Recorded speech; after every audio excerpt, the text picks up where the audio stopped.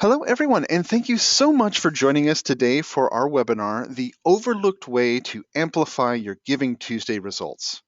Giving Tuesday is not only an opportunity to help raise donations for your cause, but it's also a great way to bring in more new donors. In fact, Giving Tuesday brought in more new donors than any other day in 2020.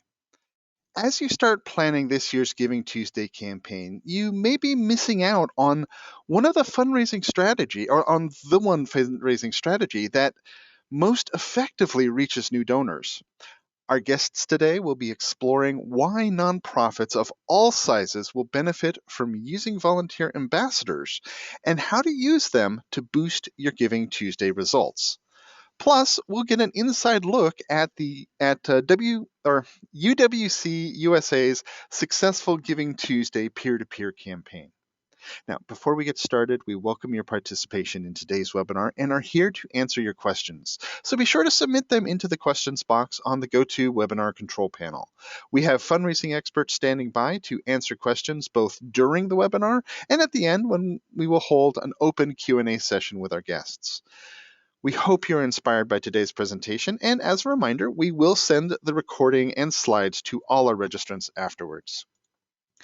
Now, today's webinar is presented by MobileCause, and MobileCause understands the ever-changing landscape of fundraising that your nonprofit must navigate while still trying to reach your goals. Here at MobileCause, we not only provide comprehensive online and event fundraising solutions, but also the one-on-one strategy from dedicated fundraising specialists that help simplify your efforts and maximize your results. We even provide the industry's best support team available to you 24/7, so it's there when you need it most. MobileCause has become the trusted fundraising partner for nonprofits looking to scale their fundraising quickly and efficiently without paying any transaction fees. Together, we can grow your nonprofit like never before. Now, let me introduce you to today's fundraising experts. Lindsay Sandoval is a digital fundraising strategist with MobileCause, where she works one-on-one with nonprofits to maximize their fundraising campaign success.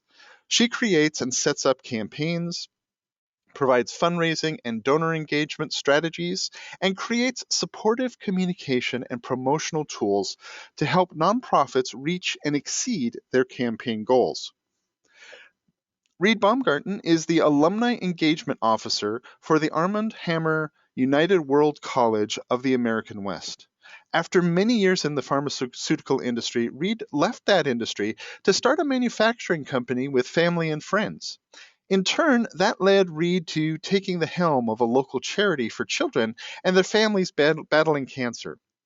Now, when a very close personal friend and fellow alum asked him to consider joining him at their alma mater, the timing was right and he accepted the role of Alumni Engagement Officer.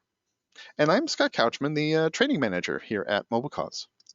Now, today's agenda is going to be very helpful for all of you looking to build upon previous Giving Tuesday results or simply launching an effective campaign that capitalizes on all of the excitement. Lindsay will begin by sharing why Giving Tuesday is all about bringing in new donors, how using a peer-to-peer campaign will help you connect with and bring in those new donors, and the steps you'll need to set your volunteer ambassadors up for success. And then we'll hear from Reed about the strategies they used to exceed their Giving Tuesday goals using a peer-to-peer campaign. All right, now before we begin discussing the overlooked way to amplify your Giving Tuesday results, we do have a quick poll question for everyone. So let me go ahead and launch this poll here. And sometimes it takes a second or two, so I'll go ahead and read it off as it's coming up there. The question is, what were the results of your 2020 Giving Tuesday? And the choices are A, results exceeded expectations, B, results met expectations, C, results were lower than expected, and D, you did not participate in Giving Tuesday 2020. So let's see what those responses are. Oh, we're getting some good comments, answers coming in. A lot of you are answering. Good. All right, let's try to get a couple more in here.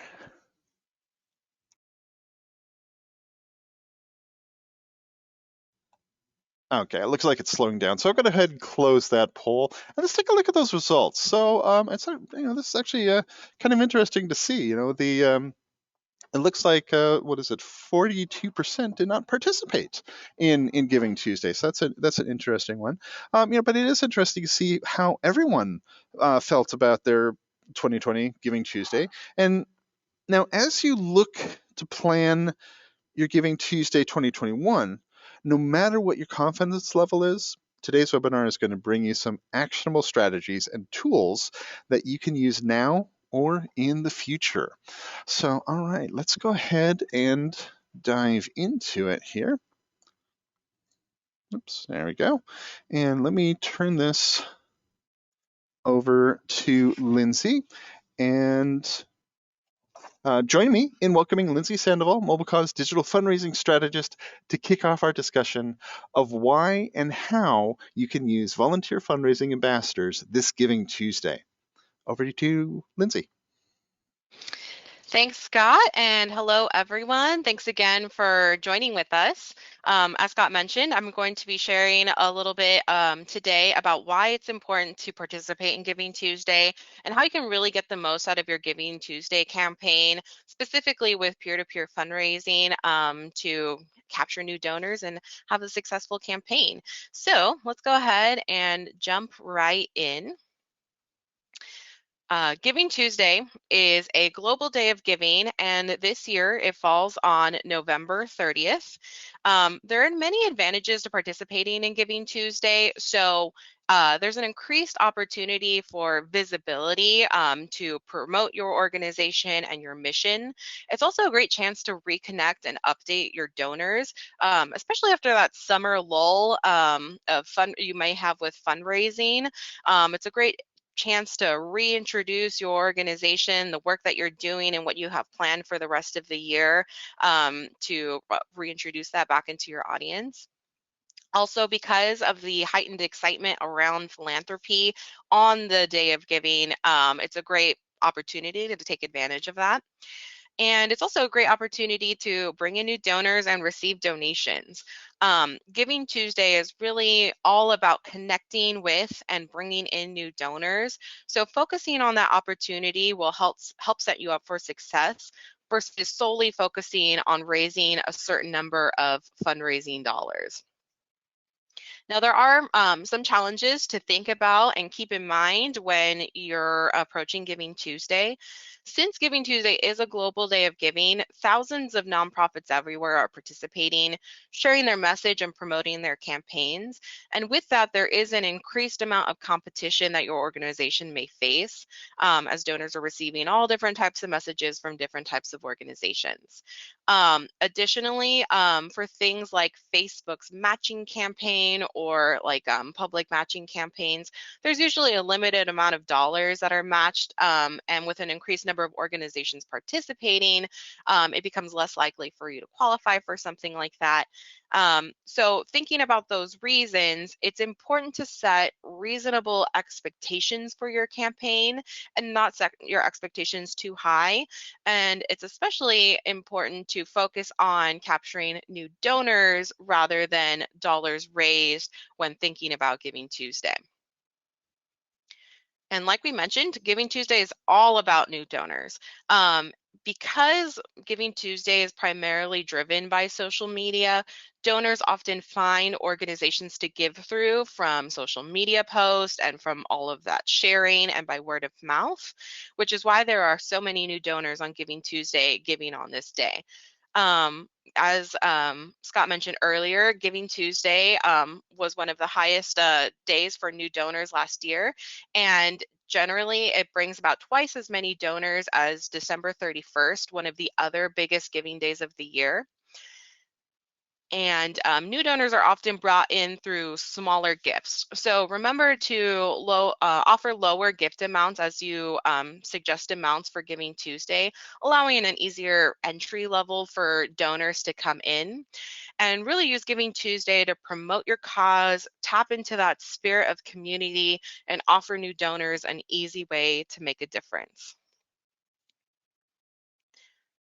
Another way to bring in new donors is through a peer-to-peer fundraising campaign. So most new donors find out about your organization because one of their friends gave or shared something about your organization or the campaign. And with peer-to-peer fundraising, your organization can leverage volunteer ambassadors to fundraise on your organization's behalf. And this helps you expand the audience that you're reaching out to beyond your immediate community.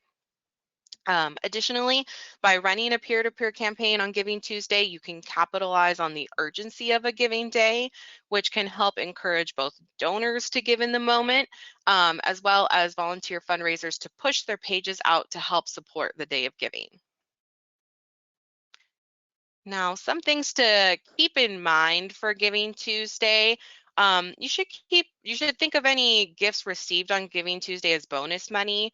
Because there's an increased amount of competition throughout the day and that smaller average gift, it's better to focus more on the number of donors to your campaign versus the donation amounts. You may not have necessarily an overwhelmingly high total amount raised, but those new donors can be just as important as you're capturing new supporters to your organization to support throughout the year. It's also helpful to make Giving Tuesday its own campaign separate from year-end giving, and this allows you to focus on a big push the day of, and you can really tailor your campaign to be very specific towards Giving Tuesday.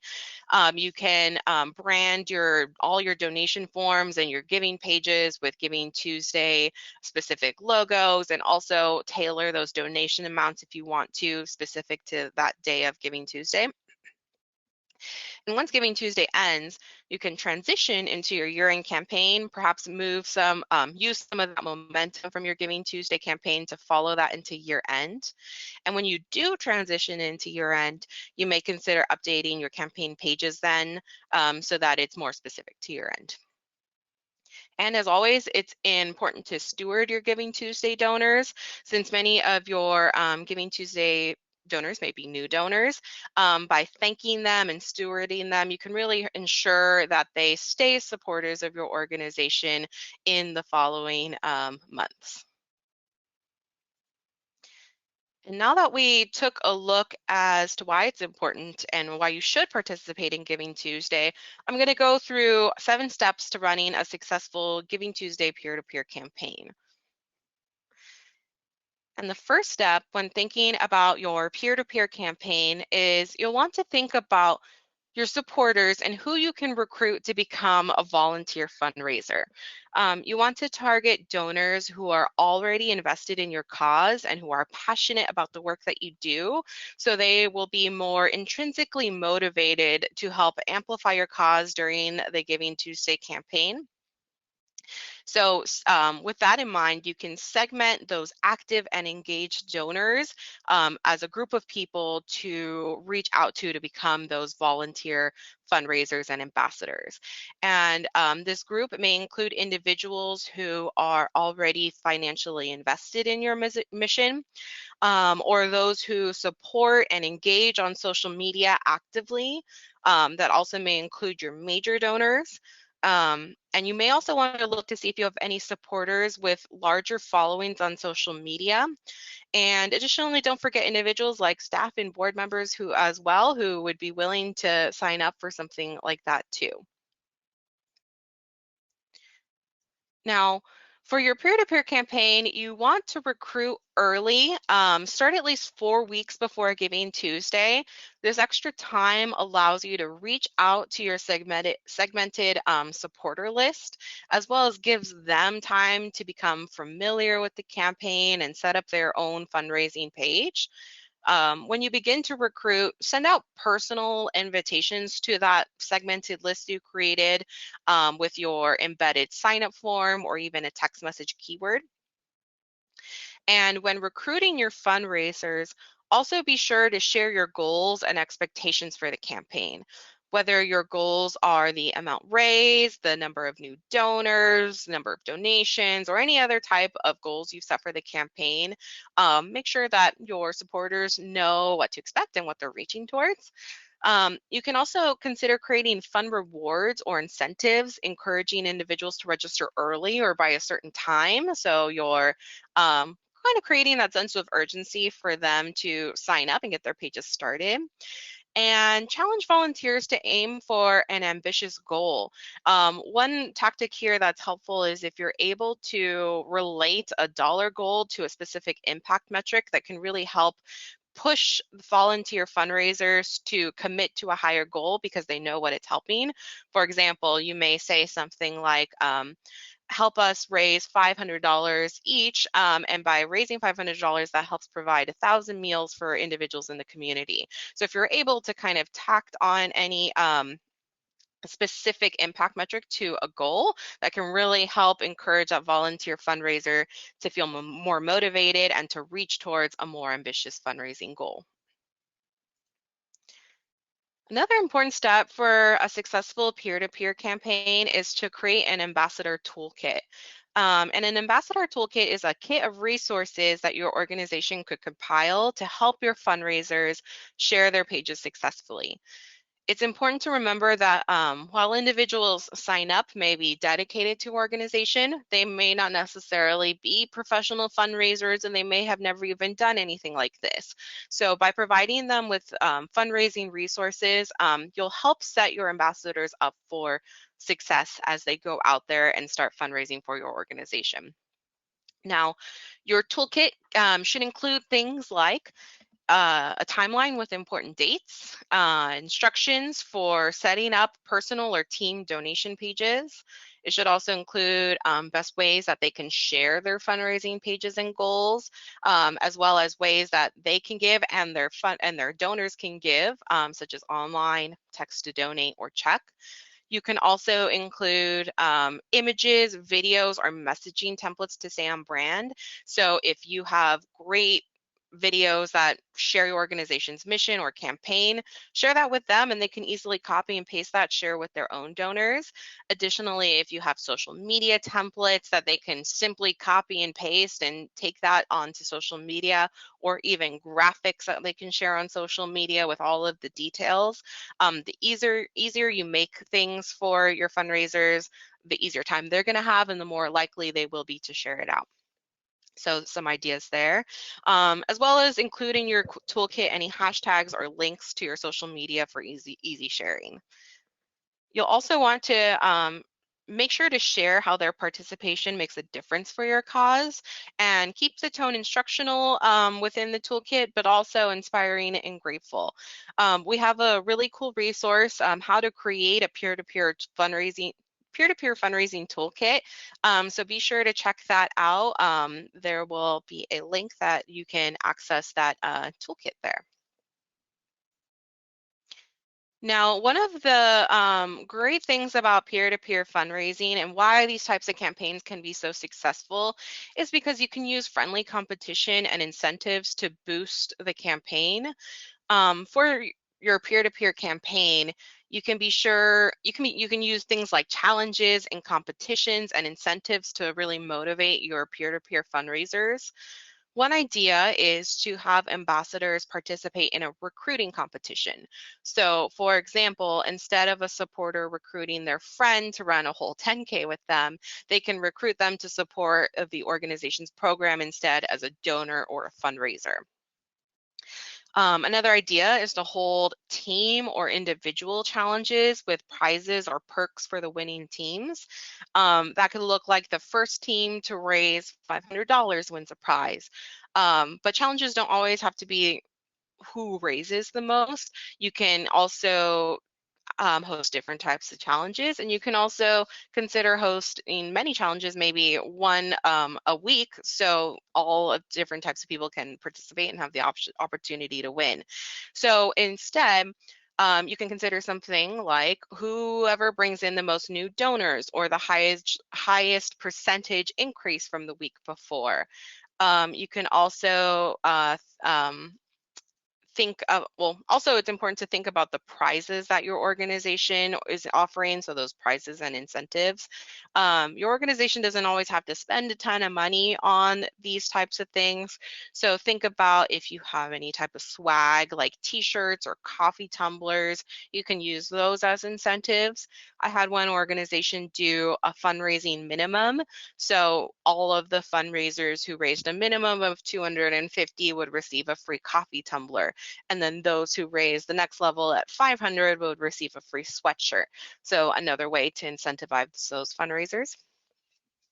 If you have major donors or sponsors who are willing to donate an item like a basket item of lots of different things or a trip, that could be another prize incentive. We had one organization who gave away Laker tickets that were donated by a board member. So a cool option there. Also, if you think about your organization and if there's anything to offer like free event tickets to your gala, tying incentives back to your organization can really help build a stronger relationships to the supporter. So you can think about that or any other fun freebies. So some other examples that we've seen are like naming rights for programs or puppies or kittens if you work with animals, or maybe something like they could lead the 5K start. They have like a special shout out at the actual event. Or maybe it's even just good seats at the gala, front row, or whatever it may be. So think about what incentives you could offer. It doesn't always have to be a Starbucks gift card, but it could be a lot more personalized to your organization. And think about the resources or the things that you can offer to individuals that would be exciting for them. Now, once you've recruited your fundraisers and they've signed up, it's incredibly important to keep in touch with them. So be sure to send them frequent updates and encouragements. Engage your fundraisers with specific communications to them via all of your communication channels, email, text, and social media. You can also remind them of those incentives or challenges or competitions that you may be having, um, or even share fundraising ideas and successes. In general, the easier you can make things for your volunteer fundraisers, the better. So by sending in additional fundraising ideas, you can help spark motivation for them to share out those pages again. And like I mentioned earlier, it can be something as simple as an existing video that goes through your mission that ties back to the campaign somehow that they can copy and paste and share on social media. So whatever fundraising ideas you may have, share those with them to make it easy. You can also share impact metrics with them. So how funds raised are making an impact on your beneficiaries, which in turn they can share with their donors. And also be sure to send out frequent updates on the progress of the campaign, such as how much has been raised or how many new donors there are or how close you are to your goal. And most importantly, don't forget to thank them and express your gratitude for them as they are doing this extra work for your campaign and for your organization. Now, on the day of Giving Tuesday, it's important to share your campaign and share it a lot. You want to message your donors really more than you think is necessary. On social media, post frequently throughout the day. As I mentioned earlier, it's a global day of giving. There's lots of messaging going out, and by sending frequently, you're really ensuring that your messaging is cutting through the noise and you're getting to your audience. And I wouldn't worry about inundating your supporters with extra messaging because not everyone is going to see every single message. So again, it just really ensures that you are cutting through the noise and getting your message directly to your supporters. You can also increase the frequency of your communications leading up into the day of, especially in the week before and the days after Thanksgiving. Text messaging is also a great way to ensure you get your messages directly to your supporters. So consider sending text messages to both your audience as well as your ambassadors to communicate with them the details of what you're doing. And you can also tag fundraisers on social media as you're promoting to get some extra visibility there on your social media platforms. And thinking about the day of Giving Tuesday, on this slide, you'll see a breakdown of different types of communications that you can send throughout the day. So in the morning, you can start sharing your story, your mission, your goals, share early how people can donate with links to your donation and campaign pages, as well as any text to donate details that you may have. And if you do plan to go live later or some point throughout the day, share that time early so that your followers can be prepared and they know when they can revisit your page. In the early afternoon, update your followers on the progress made, share a second impact story, and elaborate on how the funds will be used. In the mid-afternoon, you can share another impact story, another progress update, and a going live reminder.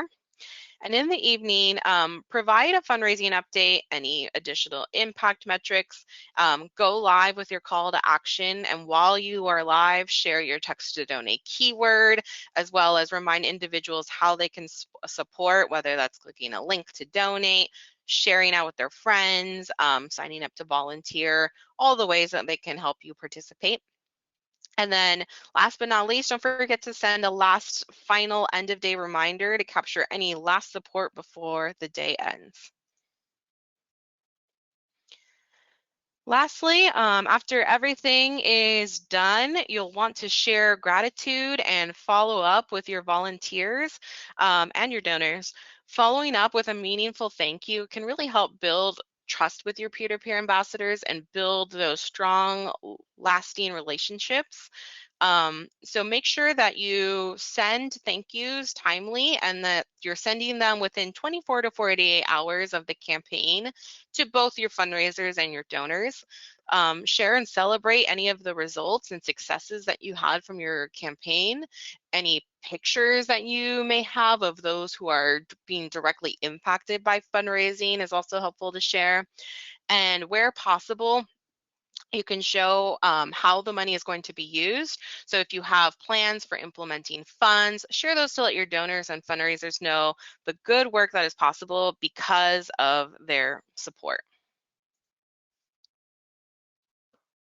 And although Giving Tuesday is a global day of giving and it creates a lot of competition and a lot of noise, it does present a great opportunity for your organization to share out your mission, rally your closest supporters together, and introduce your cause to new donors. And with peer-to-peer, you can really increase your chances of reaching larger audiences and bringing in new donors. So just in the weeks to come, as we're approaching Giving Tuesday this year, consider how you can rally together your supporters and ambassadors together for a successful Giving Tuesday campaign. And with that, I'm going to pass things back over to Scott. All right, thank you, Lindsay, for sharing such great insight into these strategies nonprofits can use to expand their reach this Giving Tuesday. Now, as a quick reminder, if you have any questions, you can submit them into the question box on your control panel as we go along. And now, let's hear from Reed Baumgarten on how his nonprofit UWC-USA raised over $127,000 on Giving Tuesday using peer-to-peer fundraisers. Reed? Hi, thank you, Scott, and thank you, Scott and Lindsay, for allowing us to be here today to share some hopefully helpful information. It's an honor to be here. So just a little bit about UWC-USA. And basically, Scott introduced us with the Arm & Hammer in our World College of the American West, which we affectionately refer to as UWC-USA. It's a 2-year residential school that marks the beginning of an experience that is really life-defining. And as an alumni myself, it truly is. We're located in the beautiful Montezuma, New Mexico. For those that know where that is, it's next to Las Vegas. That's Las Vegas, New Mexico, not Las Vegas, Nevada. And it's really at the base of the Rockies, and it's a beautiful location that is isolated by design. Arriving from over 80 different countries, students are represent a myriad of cultures and traditions and languages and ethnicities, and over 200 accomplished students, as we refer to ambassadors, age 16 and 19, truly begin their education initially as strangers and then together confront a multitude of new ideas and opportunity And this is the powerful legacy of the UWC education. And it was important for me to mention that to kind of give you the context of the setting in which we're working with as an institution, because every institution is unique in their own right. So with that, just to kind of give you a little bit of a history, over the last, really before last year, the 3 previous Giving Tuesdays were predominantly used via email and social media alone, and really focused on the students on our campus. And it was an opportunity for them to be introduced to philanthropy. And with that, we truly did not make a conscientious effort to engage beyond friends, and even that so far as to engage alumni. And with that being said, we were successful in raising on average about $34,000 in those previous Giving Tuesday campaigns. It also happens to be one of 2 main campus-wide campaigns we do. There's Giving Tuesday, and then there's our year-end giving as well that Lindsay had mentioned previously. So as a team, we saw that there really was an opportunity to, shall we say, reach more and take advantage of this, really defining day that brings people together. And so with that, let's check the slides.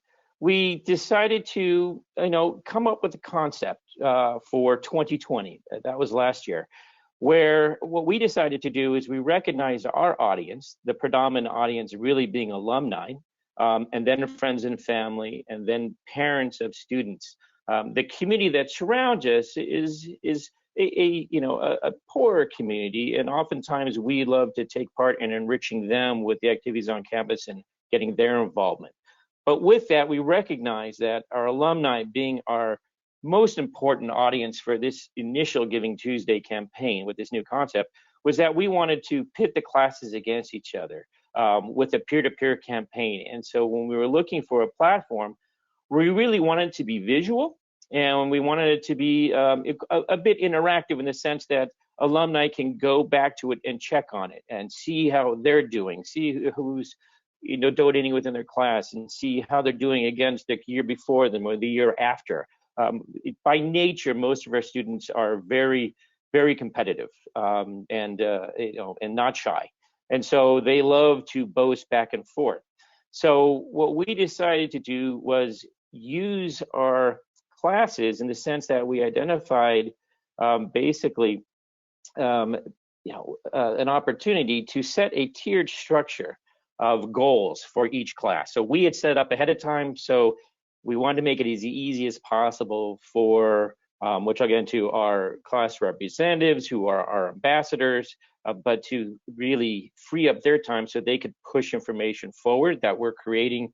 And so as you can see on the screenshot here, we created teams all set up, and we gave them designated goals. The older or classes that graduated furthest away from current today, we set a higher goal based upon where they are professionally and where they are in their lives. And then for the most recent graduating class, we set the lowest goals of 500, trying to be more realistic and aware of where they're at with regards to them being in college, and obviously funds being not as readily available.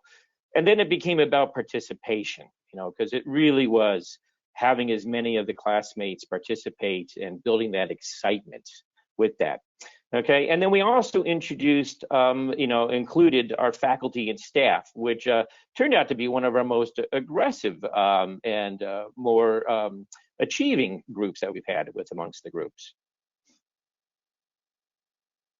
And so with that, again, as I mentioned, the setups, what we did is we provided the toolkits in the sense of we created all the teams, as you saw on the previous slide, so that they had a destination to go to donate. We then basically utilized what we have class reps for each of the classes to act as our voice. We have found that when it comes from one of their peers, it's much more effective, as it is when friends are inviting their family, when are finding their fellow family and friends. It's a much more effective reach. And so with each class rep, we then ask them to lead the efforts, show them where to go onto the portal with regards to the team pages. And then within each team page, which we just couldn't show, there is the carousel So what we did there is we asked each class to send us photos, whether they were from the past or current, and then we included videos from current students to help motivate. But it became very interactive and very engaging, and it drew them into going back and looking. And on top of that, we also included a thermometer so that you can see the progress not only within their classes, but as an alumni base as a whole. Now, to help us start off the efforts, we did reach out to certain alumni, and we were able to set a match of $25,000 to help move that along. And we encourage, to set up that match before you start your promotions, or you can approach it where as you reach a certain point, as Lindsay had mentioned previously, setting a certain milestone, then you could then introduce a matching campaign as well. But what we did is we set up with 25, and then internally, I work with the class reps to bring smaller groups of alumni to create individual class challenges. And for example, we asked about 4 to 6 alumni to donate between $250 to $500 so that we would get to around a $3,000 match within the class. And keep in mind that our highest goal for our oldest classes was 5,000. So many of those classes went well beyond the 5,000. And as people got pulled into it and the sense of competition built, we started seeing additional funds being donated and larger amounts being donated. And we just wanted to point out that, even though we're an international campus, it's really only a team of 4 that's working on it. I have Jan, who's my strategist. I have Carl Martin, who's also my communication specialist. And I have Amy, who helps us with making sure the back scenes running with regard to the donation pages. And together, that's it. That's all that's making all this happen. And we're pretty happy with the results. So so with that, you can see on this page, this was a screenshot during the time where our goal was $100,000. We reached 127. In the end, we ended up reaching over 134,000 when the checks and other outside donations came in. But we really sent this message out there through communication, and that was, we wanted to reiterate to people that with Giving Tuesdays, there's being able to give contributions in time, talent, and treasure. Obviously, time is volunteering, so some of our class reps would volunteer their time. Talent was just, if you had an expertise in raising funds or motivating people, let's share your voice. But ultimately, for us in this measurement of this goal, it was the treasure, and that was the donations. And just to give you an idea, our campus, we have a total for the most recent graduating class of just over 3,900 alumni. And so when we activated this, you can see we had 500 here. We ended up with a total of about 670 individual donors that came through. We were a little bit different with the fundraisers in the sense that the class reps acted as fundraisers, but again, we had created those teams for them to make it as easy as possible. And then throughout the course of this, we shared, how we were doing. The class reps shared how they were doing. People came in and gave individual donations and then shared that with their classes. And then through it, we had one class, the class of 1990, challenging the class of 86 to see who was going to raise the most money. And all this communication was going on behind the scenes that basically was completely organic, and we really just let it run. And this platform allows that communication to take place when they see what's going on in the email. We also used alumni surveys, and this is important because we did this beforehand and because we wanted to know what was the most important to our alumni. And one of the most important things to our alumni was the student experience, what we refer to as the UWC experience. And with that, we used that as a way to define how the money was going to be used, which you'll see in a couple of slides with regards to what we're going to be doing for this year. But we found that it was very important that alumni knew exactly what the money was going to. That's one of the most common questions is, what is the impact that my funds are really going to do? And so when we set a very specific purpose, it actually resonated and allowed the alumni to get behind it. And then we reached out via email, via Zoom, via Instagram, WhatsApp, and Facebook, and as many of the platforms as possible. And then now the current students are teaching us about TikTok, and so we will probably incorporate TikTok, which we didn't do last year. This is what the current students are helping us with since they're involved. And then, as I mentioned, the campaign results, we were thrilled. It blew us away. But it also says, if this is just the first year, what can we do in this year and subsequent years? And again, just to reiterate, it really did create friendly competition. The social influences going back and forth between the different channels was phenomenal. And with the end, last year, we asked to raise money for basically our programs as well as scholarships. And then in doing additional surveys at the end, it came back to us that, again, what's really important is making sure that students have access future students have access, and that diversity is important. And so that really is around scholarships, which impacted how we're going to move forward. And this is looking at what we're going to do this year. So in recognizing the importance of the different communication channels, Carl Martin was able to bring in a new partner with regards to an app called Content Calendar, which allows us now to link all our social media accounts and sync with our MobileCause platform so that we can orchestrate all the messaging, as Lindsay had mentioned in that last slide, on that day of slide. But we're going to do it, basically we started 8 weeks out, and then we have it all planned, and we'll have everything set in place by 30 days. So we know exactly what we're going to say for the most part and when we're going to put it out, so that it really frees up our time, as we come to the day of giving, to react to the spontaneity that's occurring. We're also going to be very specific, as I mentioned before, with where the money is going. This year, our goal is $170,000, and that represents 2 scholarships for 2 years for 2 students. And so with that being very specific, it's a definite goal that people can recognize and move towards too. And then, of course, we're really excited about incorporating the text messaging that comes to the MobileCause platform as well, because what we had found in the past with our group and our audience is that people are responding very well to the text messaging. So that's just even opening up even more opportunity for us as well. So with that, again, as I mentioned, our pre-scheduled emails will all be set for the most part 30 days beforehand, incorporating the tools that we have. Our first communication just went out, and this is an example of it that went out, and this went across all of our platforms, our social media platforms.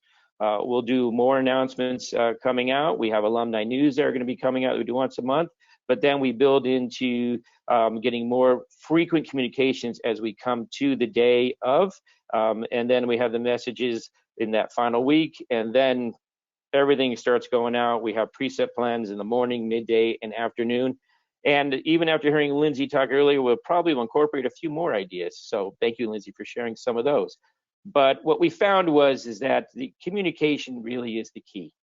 And getting that message out to on the platforms that your audiences identify with is what's most important. And so we've reached out to our alumni, to our family and friends, to the parents of our alumni, as well to our current students, to help us really make sure we're tapping into all the channels that are available to us. And that's that, if there's any questions. All right, thanks, Reed, so much for your story here, and thank you both to Lindsay and to Reed for sharing your expertise with us today. I know these are great strategies that are going to help a lot of nonprofits run their own successful Giving Tuesday campaign this year, and and really kind of unveiling this really overlooked way to make it even better. So we hope you're all looking forward to trying out some of these ideas soon. So now, before we go ahead and jump into our Q&A, we do have a quick question for everyone. Are you interested in learning more about MobileCause? So let me go ahead and open this poll here. And we'll just give this a couple of seconds here.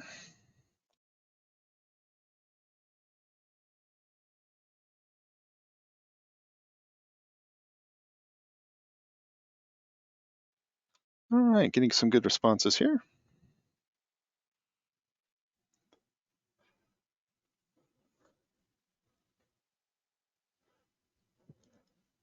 Looks like we're slowing down. We'll give it another 5 or 10 seconds.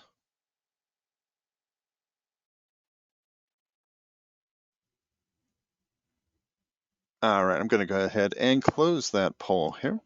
And so now let's get into our question and answers. So this is where we answer some of the very important questions you've already sent us about your fundraising event plans. And so please feel free to submit any others as we go along.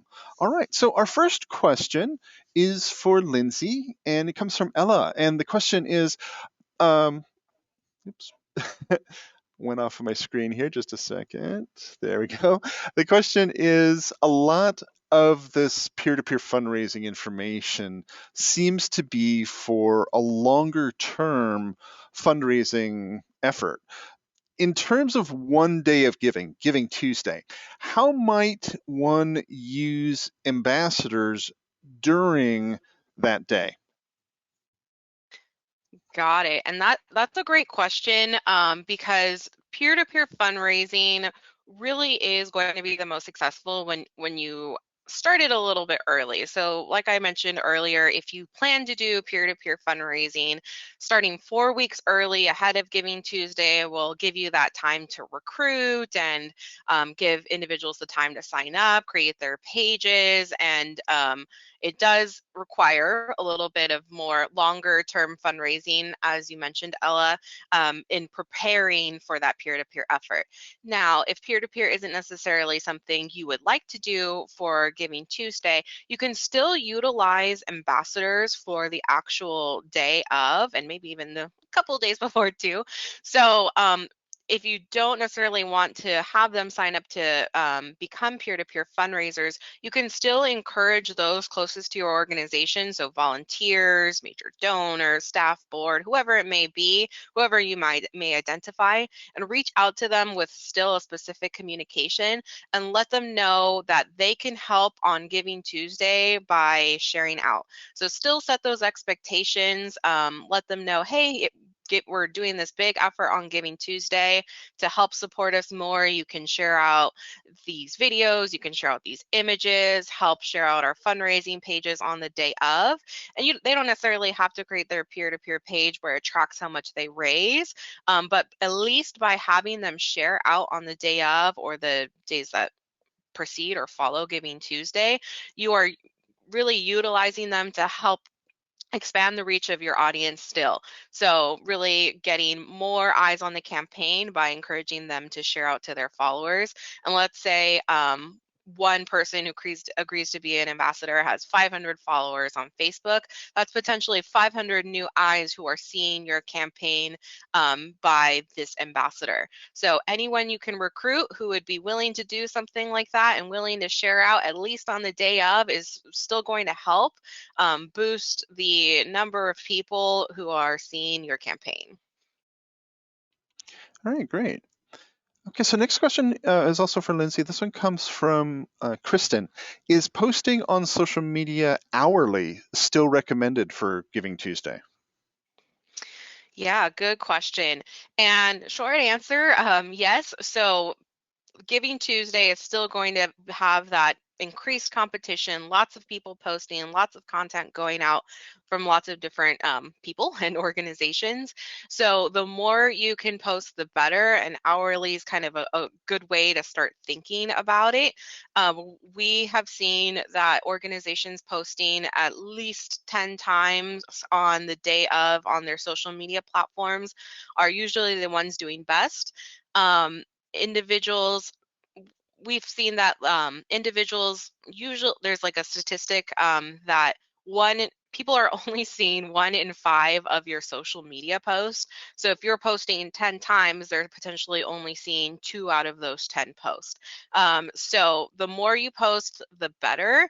And that is for all of your different social media platforms. And hourly is a good way to kind of break it down, make sure you're having a structured time to reach back out with updates and impact metrics and all of those different things, and keep people updated and excited about what you're doing on Giving Tuesday.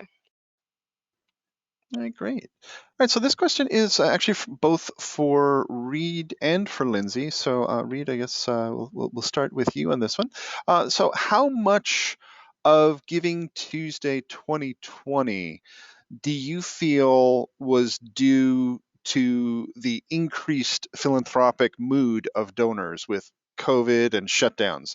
And what can our expectations be this year with the mood slightly changed?